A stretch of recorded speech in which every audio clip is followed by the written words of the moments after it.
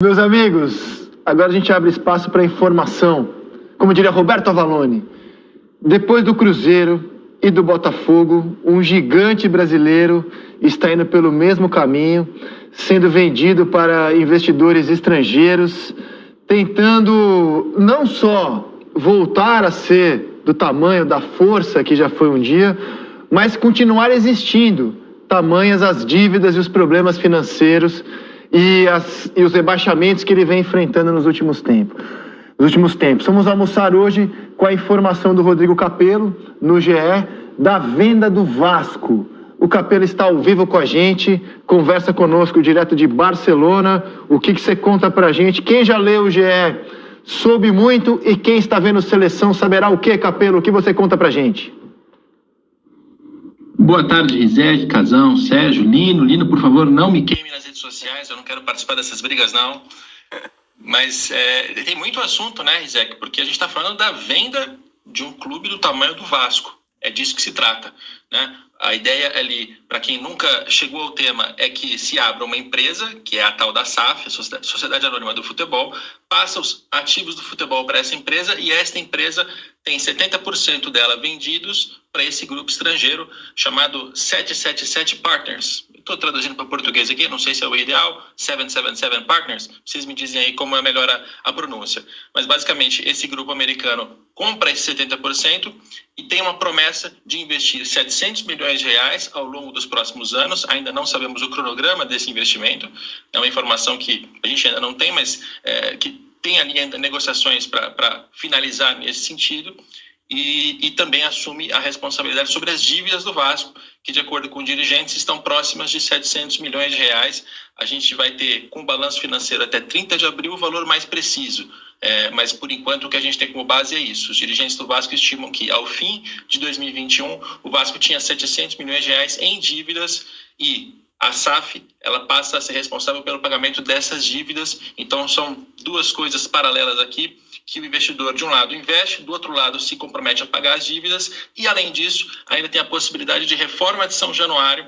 O valor a gente ainda também não pode publicar, está sendo definido, mas existe uma possibilidade de reformar São Januário para que o estádio fique maior, melhor, mais moderno e que gere mais receitas para essa empresa. Essas são as linhas gerais, Zé, que aí vocês me dizem aí, entre as perguntas, o que vocês querem saber sobre o negócio. Tenho muitas. A primeira delas é a seguinte, vamos pelo valor.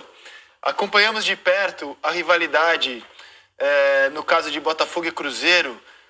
O Ronaldo pagou 400 milhões, ou se compromete, é mais correto falar isso, a fazer 400 milhões em investimento no Cruzeiro. Então o Botafogo não pode ser vendido por menos, era 350 milhões a primeira proposta do John Textor. Então paga aí 405 para a gente poder falar que foi um valor superior ao do Cruzeiro e tal, e agitar nossa torcida. Mas, como bem explicou o Capello, na verdade, quem está adquirindo um clube nesse modelo SAF, ele está também se tornando solidário à dívida. A dívida, o gestor, ele vai ser executado pela dívida, 60% dela em 6 anos e 100% em 10 anos. Então, como a dívida do Vasco, então, segundo o que informou o Capello, ela é de 700 milhões, e as de Cruzeiro e Botafogo são na casa de 1 bilhão de reais, os valores são equivalentes. Mas você disse que no Vasco eles estão comprando 70%. No caso do Botafogo e do Cruzeiro, compraram 90%. Por que a diferença, Capello? É mais dinheiro por um percentual menor. E é uma questão de negociação. O Vasco tem mais torcedores do que o Botafogo. O Vasco tem uma torcida que tem um aspecto nacional. O Vasco claramente é o clube no futebol brasileiro que está mais subvalorizado, subestimado, porque não era para o Vasco estar na segunda divisão pelo segundo ano consecutivo, e não era para estar nesse estado de quase falência há quase mais de 20 anos. Então, era muito claro que o Vasco era um ativo que tinha muito e tem muito para valorizar. Então, isso, numa negociação desse tipo, tem muita relação. Eu peço cuidado com as comparações de valores ao nosso espectador, torcedor, a todo mundo, porque o Botafogo são 400 milhões por 90%, o Cruzeiro também, 400 milhões por 90%, o Vasco são 700 milhões por 70%, o que superficialmente faz parecer com que o acordo do Vasco seja melhor, mas na prática, no dia a dia, não dá para cravar isso agora. porque depende de como é que esse novo dono vai administrar essa empresa. Ele tem know-how em administração de futebol? Ainda tem muito pouco, apesar de já ter um clube na Itália, o Genoa, e uma participação no Sevilha da Espanha. É um fundo de investimento em empresas, que não tem muito conhecimento sobre gestão de futebol.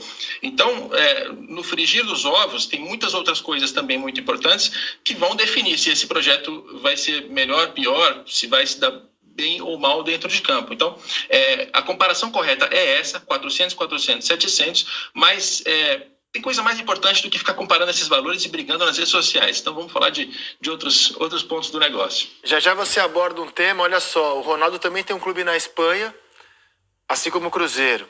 O dono do Botafogo quer também trabalhar com uma rede internacional. Os donos do Vasco, os próximos donos do Vasco também têm. Será que isso é uma tendência do futebol dos clubes virarem parte de redes? Se quiser responder isso agora, fique à vontade, mas queria que você também contasse pra gente quem são os novos donos do Vasco. O que você pode falar pra gente de quem está adquirindo 70% de um dos maiores clubes do nosso futebol? Essa empresa, 777 Partners, a gente vai se acostumar agora a dobrar a língua com a quantidade de sets.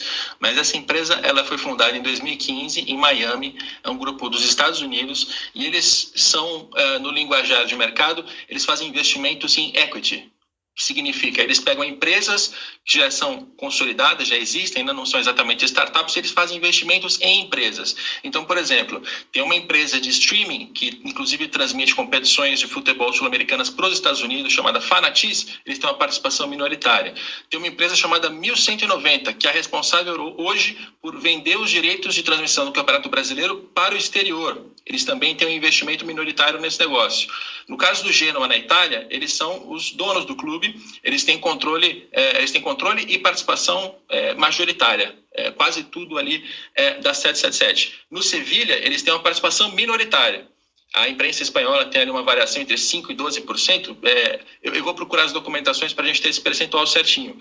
Mas você percebe, eles têm vários investimentos, e isso, eu só estou citando aqui aqueles que têm relação com futebol, com esporte, que é para a gente se ambientar. Eles também fazem investimentos na área de finanças, na área de seguros, na área de aviação. Então, eles são um grupo que investe em empresas de todo tipo de negócio e que, logicamente, como é que eles se comportam? Eles investem quando o negócio está subvalorizado, o que é o caso do Vasco, melhoram a administração, fazem investimentos, aquele ativo se valoriza e, dali a algum tempo, eles vão vender.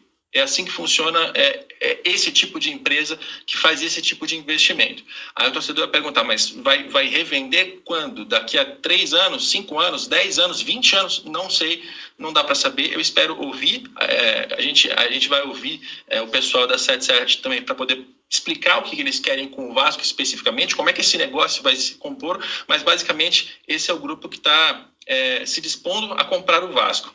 E eu coloco se dispondo, porque ainda tem questões políticas no meio, né, Rizek? Ainda tem uma aprovação política que tem que acontecer. O Conselho Deliberativo, o Conselho de Beneméritos, a Assembleia Geral do Vasco, principalmente, que é onde todos os sócios vão se reunir para tratar desse assunto e decidir se, de fato, o Vasco pode ser vendido para essa empresa, tudo isso ainda tem que acontecer. Então, quem está assistindo a gente, não trate do assunto no passado ou no presente. Trate no futuro, porque ainda tem algumas questões que podem, inclusive, desfazer. Se, por exemplo, o Vasco chegar nessas instâncias políticas e decidir que não, a Assembleia Geral nega a venda, não vai acontecer.